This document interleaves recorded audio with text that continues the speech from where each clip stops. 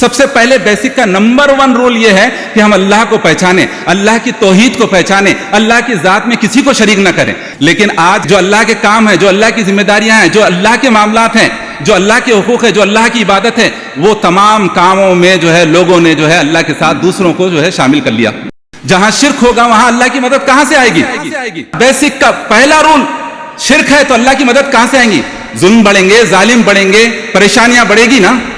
تو ہم کو سب سے پہلے اپنی زندگی میں سے، اپنی ذات میں سے، اپنے گھر والوں کی ذات میں سے اور اپنے محلے میں جو ہے سب سے پہلے شرک کے خلاف لوگوں کو جو ہے بتانا پڑے گا، توحید سے واقف کرانا پڑے گا۔ مسلمان یہ سمجھ رہا ہے کہ مورتی پوجا ہی کفر ہے، شرک ہے، لیکن مسلمان کو یہ بتانا پڑے گا جو کام اللہ کے لیے کرنا ہے۔ کیا کام ہے؟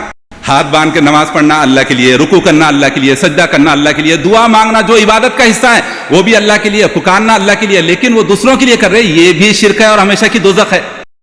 پیدا ہونے کے بعد سے لے کر مرنے تک ہمارے معاملات کیا رہنا؟ اللہ کا حکم، محمد صلی اللہ علیہ وسلم کے طریقے کے مطابق رہنا، تب جا کے ہمارے صدقات خیرات سب قبول ہوں گے۔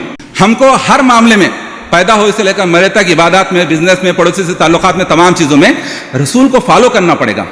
ایک موبائل ہم 20,000 کا خرید سکتے ہیں، لیکن ایک قرآن ترجمے سے پڑھنے کے لیے نہیں خرید سکتے۔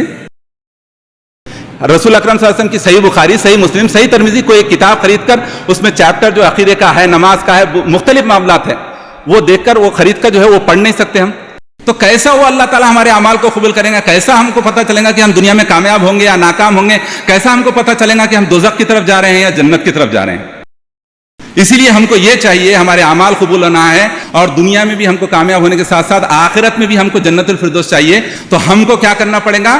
قرآن اور محمد صلی اللہ علیہ وسلم کی زندگی کو اسی طریقے سے پڑھنا پڑے گا، اسی طریقے سے سمجھنا پڑے گا جس طرح سے اللہ نے ایک آیت کو دوسری آیت سے سمجھایا، محمد صلی اللہ علیہ وسلم نے صحیح حدیث میں بتایا کہ اس آیت کو کیسا سمجھنا ہے۔ جب بھی ہمارے پاس اختلاف آ جائے تو ہم کو کس کی طرف پلٹنا پڑے گا؟ قرآن اور صحیح حدیث، صحابہ کی طرف۔ جب قرآن نازل ہو رہا تھا، جبرائیل علیہ السلام وہی لے کر اتر رہے تھے، اس وقت کون تھے؟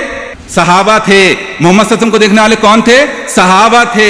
یہ بیسک کی طرف واپس آئیے، اختلاف ختم ہوں گے، یہ بیسک کی طرف واپس آئیے، اتحاد آئے گا، یہ بیسک کی طرف واپس آئیے، اللہ کی رحمتیں نازل ہوں گی، یہ بیسک کی طرف واپس آئیے، ظالم حکمران ہم پر مسلط نہیں ہوں گے، یہ بیسک رولز اور ریگولیشن کی طرف واپس آئیے۔